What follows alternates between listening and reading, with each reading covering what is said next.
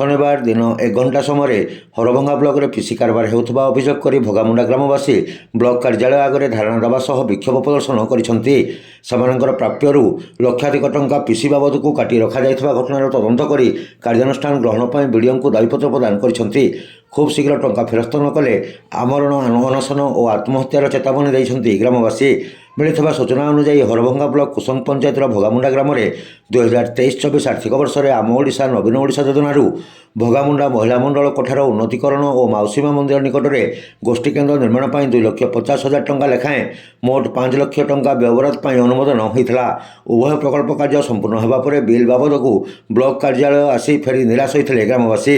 ଗତକାଲି ଦୁଇ କାର୍ଯ୍ୟ ବାବଦକୁ 4,80,848 ଟଙ୍କା ଦେବା ବଦଳରେ ମୋଟ 3,80,000 ଟଙ୍କାର ଚେକ୍ ବ୍ଲକ ପ୍ରଶାସନ ଦେଇ ଭଣ୍ଡେଇ ଦେଇଛି ବୋଲି ଧାରଣାରେ ବସିଥିବା ଲୋକେ ଅଭିଯୋଗ କରିଛନ୍ତି।